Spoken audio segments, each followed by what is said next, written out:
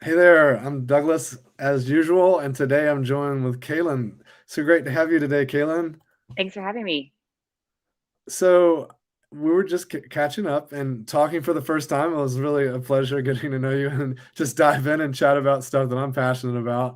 And the thing that came up was extreme programming, which, and being in the world of facilitation, and coming from the world of software and being a CTO, XP was something very familiar, and but I hadn't talked about it in a minute. So I'm excited to dig in today on that topic and hear a little bit about your background with extreme programming and the tools and how you use them. Yeah, absolutely. Extreme programming is very much at the heart of my experience in tech as well. I went to Dev Boot Camp, and the way that we learned how to program was through extreme programming practices like pairing and TDD.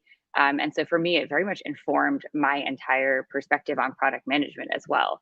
And as I've kind of evolved, in my career and figured out like where all those influences come from, it's something that I'm now really excited to be sharing more broadly. These ideas that extreme programming, while it's rooted in engineering, actually has benefits for everybody and can be used. And those same principles can be applied to product practices, design practices, and really your whole organization. So I'm super excited to be chatting with you more about it. Yeah, absolutely. The thing that really struck me was, in this ongoing conversation around diversity, inclusion, belonging, it's really about creating moments where people can come together and do real collaboration and create the safety where people can contribute in meaningful ways. And so yeah, my first experiences with that were in these pair programming situations as a young engineer. Yeah, absolutely. I think pairing creates those opportunities for people to connect. And I think teams are stronger because of it. I see teams be more performant. I see them develop better solutions when they use pairing practices because you have to work really hard to connect with the people that you are working literally side by side with. You're sharing a keyboard, potentially sharing a monitor, or doing it over Zoom and Tuple. Um, it's just a really it takes you out of your comfort zone, I think, in terms of the way that we are taught to work as adults in the workplace. And I think it really pushes that notion that like working together, uh, it's not just a group project, right? You're not just like coming together and like one person's going to have to get the work done. Like you're actually working together to come to a better solution than you'd be able to on your own. Yeah, it really does highlight this like team dynamic, right? We're coming together in support of this common goal.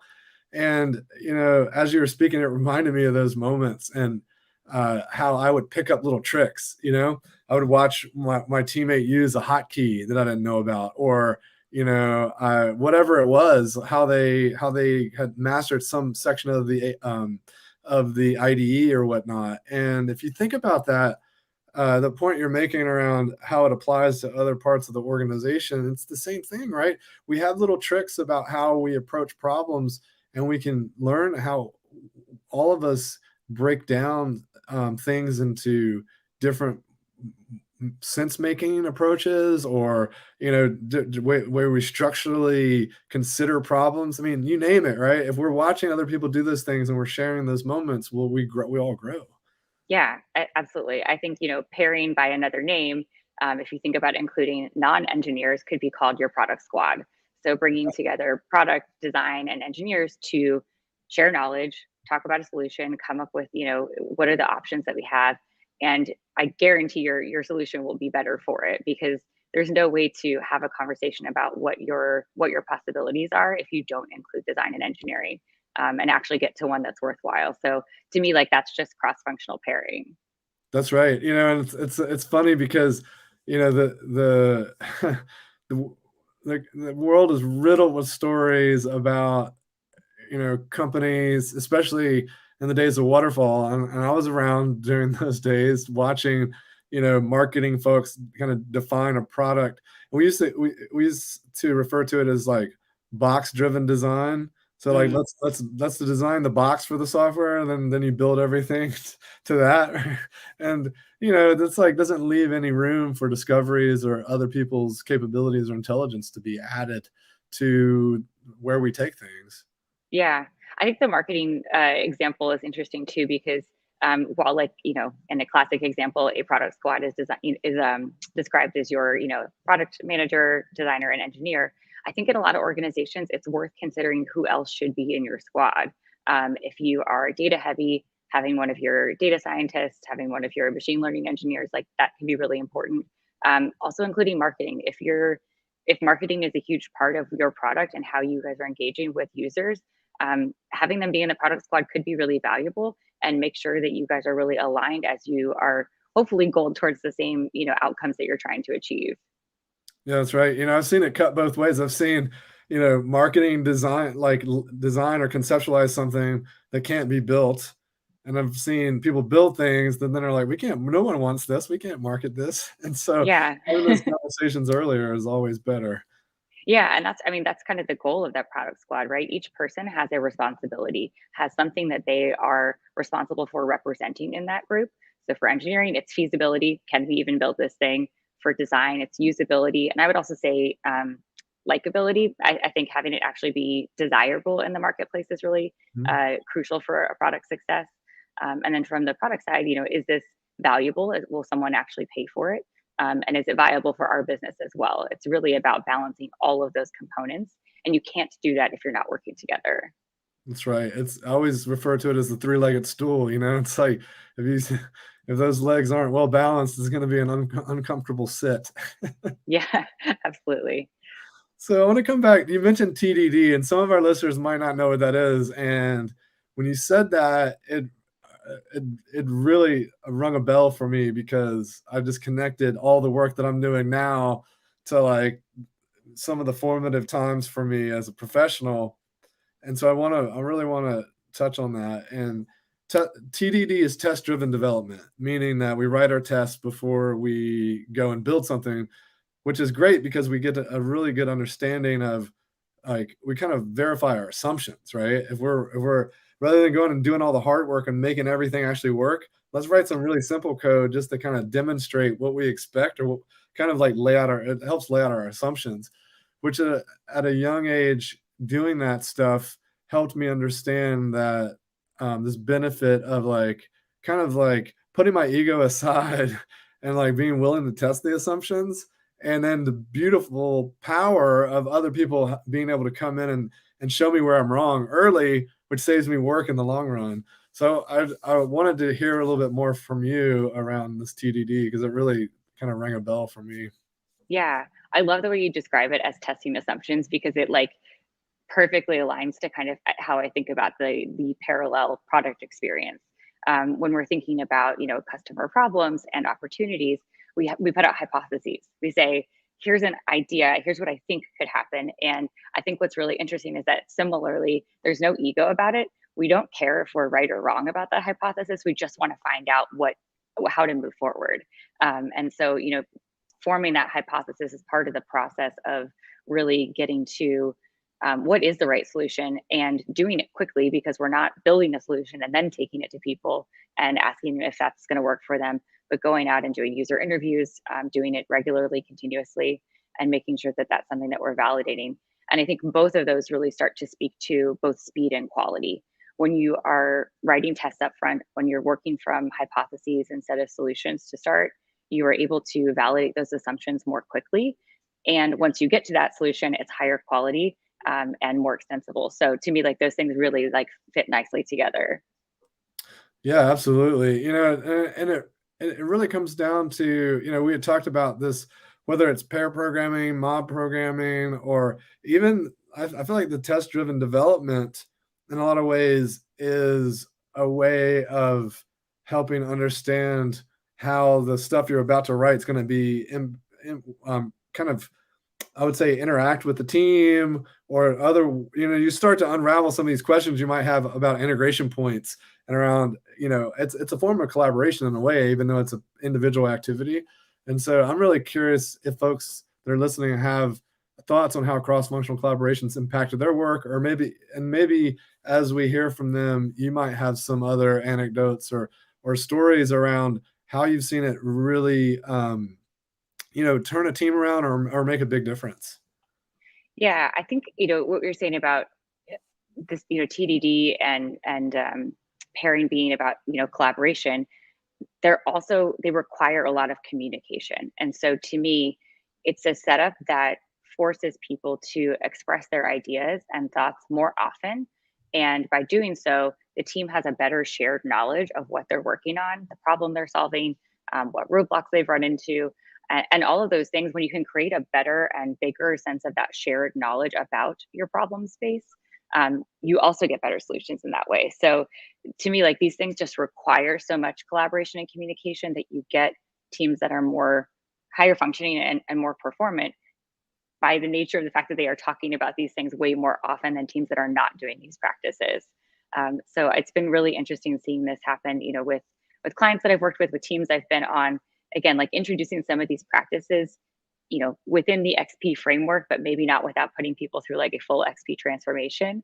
I think it's really interesting to see, these things have value on their own. And if you can start to kind of pick and choose the practices that really help your team move forward more quickly, it's just a lot more fun. People like doing good work, and they like working together. It turns out like working together is a lot more fun. So we see teams really just enjoy their work and get a lot more satisfaction out of it when they work this way too. Yeah, as you were sharing that, it reminded me of how so often when teams are doing user stories, they turn into like these Mad Libs that maybe someone in product just kind of churns out that then engineering has to like take and turn into code. And if you really follow the lineage and look to the inspiration behind why they were even brought into place and brought up or created was so that we could create shared understanding. We could create a narrative that we all feel like we can support, right? And so as you were talking about this idea that the pair programming is a point of communication, I think it's important to underscore that the user stories were meant to do that too, right? And if folks really embrace this idea that, hey, it's not just a mechanic, it's not just a simple tool to rely on, it's actually just a great way to incentivize and get us talking and sharing, and leaning. If we just leaned in more to that, it would our teams would be happier and work better. Yeah, the user stories is an interesting point because I think for a lot of teams who are transitioning from maybe really output focused stories where they're used to having like, this is the feature, this is the mechanic, here is the task that I'm working on. When you're shifting to those user stories, it's really uncomfortable at first because all of a sudden it's not prescriptive and there are lots of possibilities and it's not totally clear what to do immediately, because the team hasn't maybe spent time thinking about that thing yet. But it also creates more opportunity for, again, different solutions that can achieve that same user value. It creates more opportunities for collaboration, more opportunities for different folks to be able to speak up and share their perspective. If we come in with prescriptive stories, it limits our team's ability to be creative, and it limits their engagement as well. There's not much, there's not much to do if you've just been given a ticket and you're kind of just churning it out. So to me, it's a transition. It's a moment for teams when they have to kind of lean into that. But I think if you can trust the process and just get a couple reps in, just do a couple stories as a team, you can start to see why it's a more interesting and more creative way of working. Yeah, I think you hit the nail on the head about it can't be mechanical or output driven. And I think that's where when teams adopt user stories when they go wrong, it's that they're focused too much on like just using the Mad Lib or the structure of a user story, but it's still the same, output driven thing, and they're missing out on the opportunity to get creative, to get very curious about the user and have a conversation around, hey, what's really going on here? And why is this important?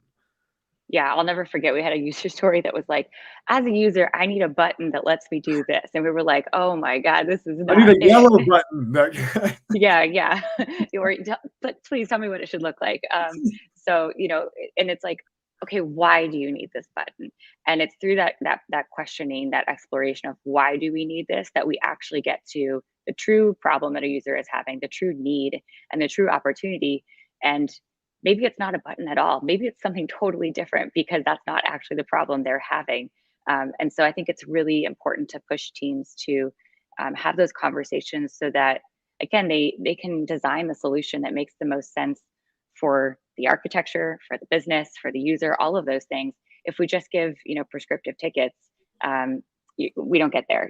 There's no way, again, for product to be able to dictate that and actually have it work.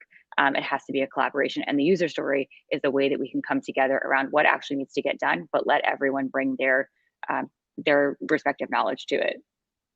Yeah, the other thing that came to mind was something you mentioned in the pre-show chat, which was this idea that it seems like a lot of folks might be curious about the rituals or the benefits, but either because of the structure of their organization or leadership or what have you, it just seems daunting to take on a full-on XP approach, or as you mentioned earlier, an XP transformation is just off the table.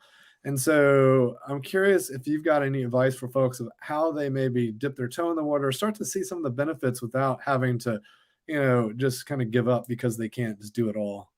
Yeah. I mean, I think the pairing example and cross-functional pairing is really the first place to start. Just start spending more time with people on your team. And I think one of the things that product managers get a bad rap for is having lots of meetings.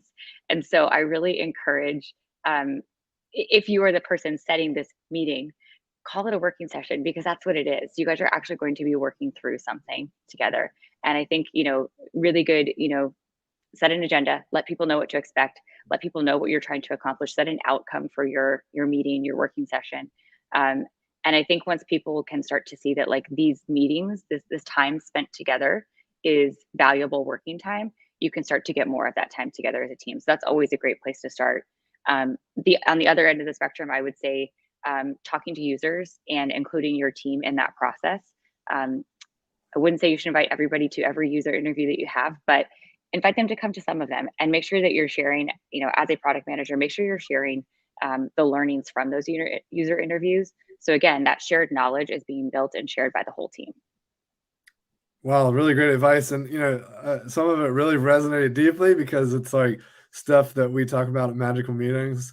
The do the work in the meeting, absolutely. Anytime we can actually like take the time that we're spending together to actually move the ball forward, or work on the thing, always a good move. And then also something that you kind of touched on that I'm a big fan of is being really clear on the purpose of our meeting, and then using that to adjust the name of our meeting. So if we can rename our meeting so that people understand why we're coming together.